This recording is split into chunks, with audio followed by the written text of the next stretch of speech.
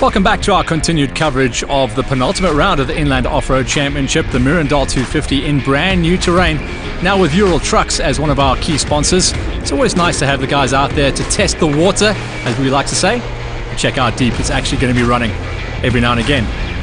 Ural Trucks actually do come in handy, dragging a few guys out the mud holes and pits that do catch out the crews. For now, all these crews were just going to go into the lineup. They'd already decided their starting order, and it was nervous times. So much work had to be done in the DSP for the service crews to make sure everyone was going to be on point, and the crews that didn't have to do any work certainly had the lower heart rates. For them, it was about simply getting into the lineup, making sure alles was moi, and good to go. Remember, this being the penultimate round of the Inland Off-Road Championship Racing Series, very few of the championships had actually been decided, and everyone was on the countdown, making sure they were good to go. For the first time in the history of the Inland Off-Road Championship, though, it was going to be 3 side-by-sides that would open up our racing account.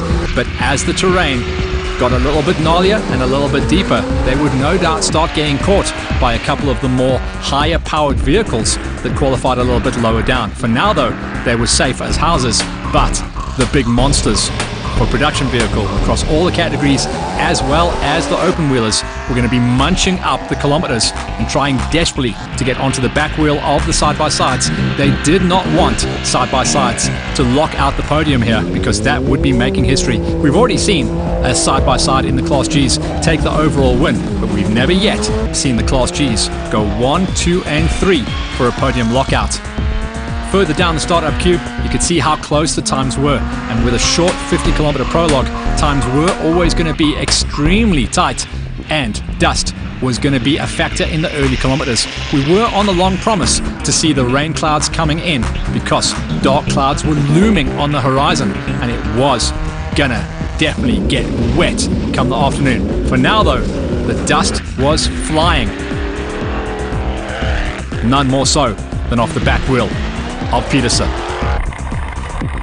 The stories for the guys going out a little bit later on in the fields were either bigger gaps with no dust, or going straight into the dust coming off the tires of the guys that simply out-qualified you on the run.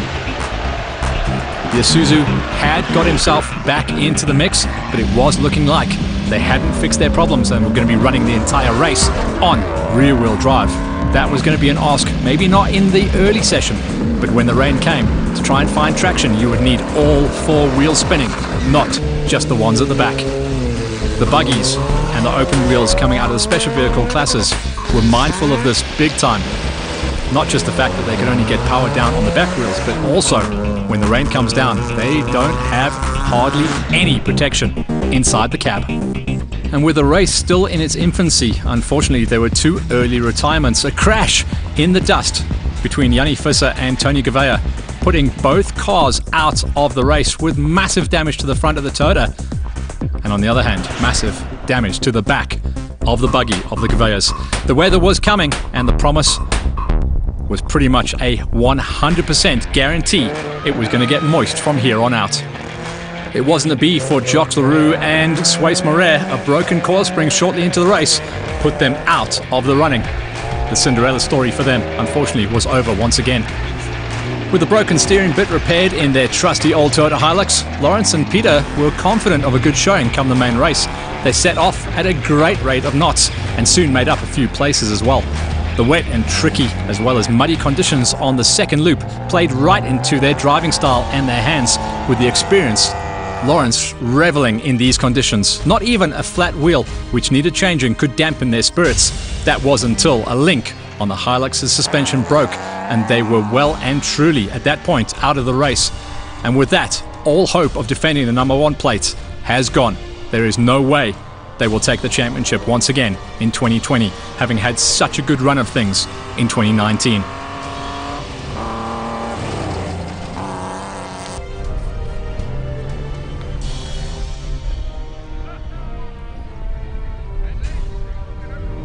They would wear the D1 for one last time into the doubleheader at Camille, but after that, it would be removed from the Haviland Toyota.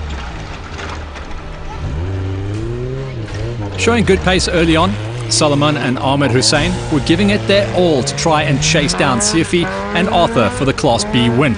Unfortunately, their roof broke off, and unbeknownst to them, it damaged a radiator pipe on its journey, subsequently causing overheating and blowing the engine. And that was them out as well. They joined the sidelines of early retirees.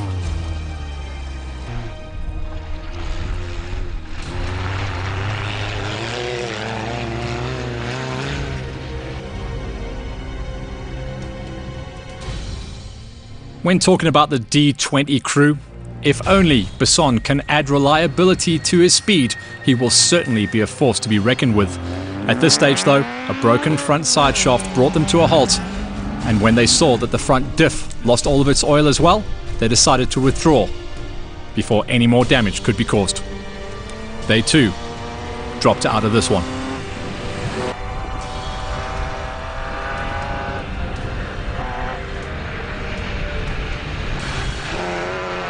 As we say, the speed is there, but you've got to see the flag to rack up those championship points. Their time will come though.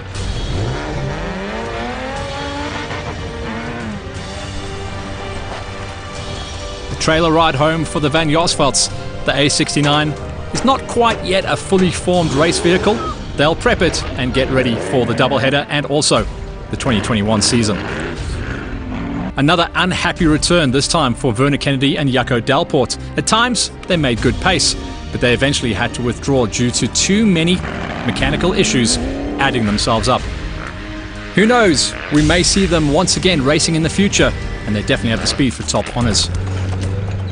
When you check out the E16, what an eventful race for Wayne Smith and Hendrik Ruert in the speedy fitment Freiburg E16 Toyota Hilux. On the start line of the race, Wayne said that all they wanted to do was finish the race to claim as many points as they could towards the championship. Little did they know how challenging their day would become. Two-wheel drive is not ideal for a bucky, and they got stuck 3 times in the muddy sections of the loop. Further issues with their cooling fan and lack of brakes meant they were fighting against the clock to make cut-off before the end of the afternoon. Crossing the line eventually as last finishes didn't matter. What was important was the valuable 3rd place they gained in Class E.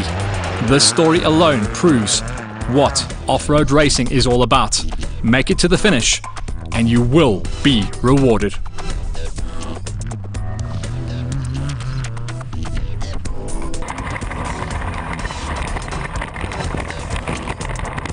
For Sean Kruger and Johan Becker, it was a tale of two halves out here at Mariendal for the 250 event. Their first loop was hot, dry, dusty, and the second loop was cold, wet, muddy, slippery, and tough. Having no windscreen, as you can imagine on these special vehicles, was a real challenge, and they slipped and slid their way to a finish, albeit wet and cold, shivering in their cockpit. We've not seen such elation in a while though, with these smiles lasting long into the night, a testament of how much more can come from this team. There's nothing better than seeing guys so happy and so jolly to come racing, no matter what the situation or the terrain that gets thrown at them. And when the rain comes down in areas like this in the Free State, it is just an absolute joy. Everyone knows the farmers are happy, and the racers are even happier because they get to throw it sideways. Setting off with only rear-wheel drive, Benerick and brother Pierce were hoping for the threatening clouds to stay away and not rain, as the bucky would battle in muddy conditions with only 2-wheel drive. Halfway through the first loop, to add insult to injury, they lost their brakes as well. They decided to push on regardless and found the going very tricky, but reached the DSP at the end of the first loop nonetheless. The brake problem was found and an emergency repair was effected. Now with brakes, they set off on loop number 2, only to encounter the heavy rains 30 kilometers into a 108 kilometer racing loop. 2-wheel drive proved very difficult, and they spent lots of time sideways and all over the place trying to keep the Isuzu pointing in a straight line, but eventually reached the finish line, much to their delight, and scored a handy 2nd place in Class E, and that on their debut with the Isuzu, showing guts and gusto do get you a very long way in cross-country racing. They will not be forgetting the Mariendal 250 anytime soon.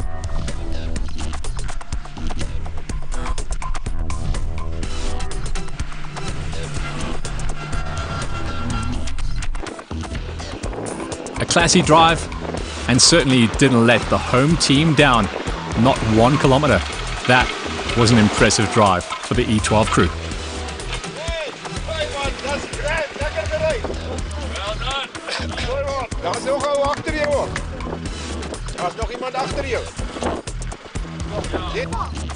As was the story with many other buckies, TG and SW too lost four-wheel drive shortly into their first racing loop. Whilst not too problematic in the dry, the wet conditions on loop number 2 proved more than a handful though.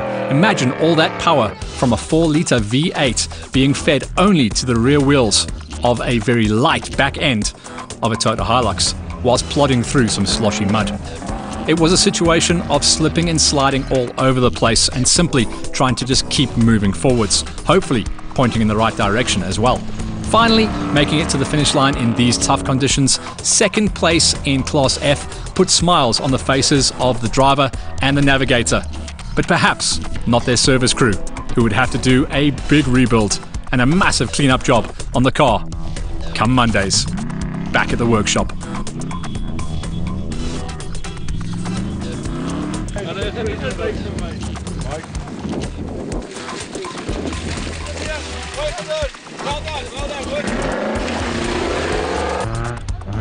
Oki and Jandre Kruger spend loads of time preparing their bucky for each race, and it certainly shows. The older but very trusty Hilux never missed a beat. It was nice to end a race with the only thing to report being the fact that the windscreen misted up on the second loop due to the cold conditions when the heavens opened and the heavy rains came down. First place in Class F for the qualifying, followed by a classy first place in class come the finish line as well, made for yet another satisfying and successful family outing and more silverware for the trophy cabinet. And stories around the bride come the next weekend free. Conditions were absolutely torrid on loop number 2 for all involved. Spare a thought for the camera crew as well.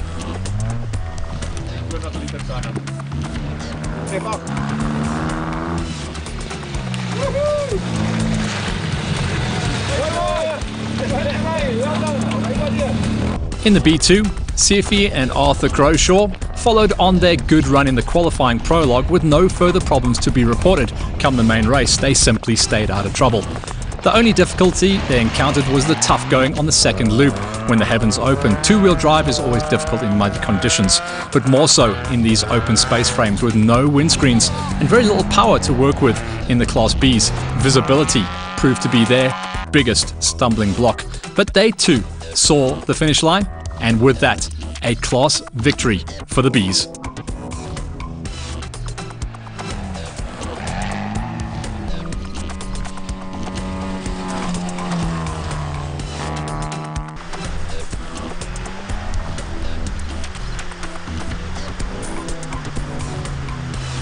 Nervous, tippy-toeing is the only way to describe a way to drive an open-wheel vehicle in these zero traction conditions. The finish line is a happy sight indeed.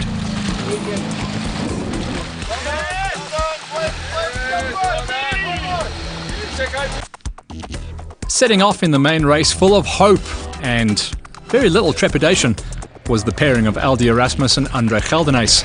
Andre, the navigator, is a past Class E drivers champion, but seems to have taken to the role of navigating quite well also. They were going along well when a broken CV joint on one of the rear wheels halted their progress. They lost nearly 40 minutes transplanting a front CV and drive shaft to the rear, and eventually continued on with just two-wheel drive through the rear wheels. This made the going tough in the slippery rain and muddy conditions, and towards the end of the race, they must have absolutely hung on by the skin of their teeth. Class G, fourth place, was not to be sneered at. E5 done and dusted, or perhaps mudded, is a better description. That made it 5 out of 5 for the E5 Hilux of Johan Virsa and Jerry Besson. Raking in another Class E win basically secured the Class E championship with 1 round still to go, and also strengthened their position at the top of the overall championship.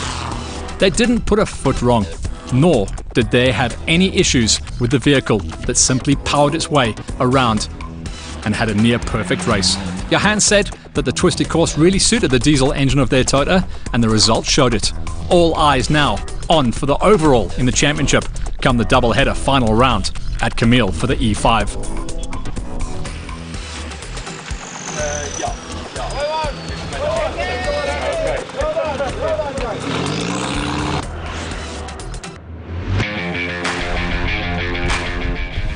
We continue our coverage after the break to see who took the win at the penultimate round of the series.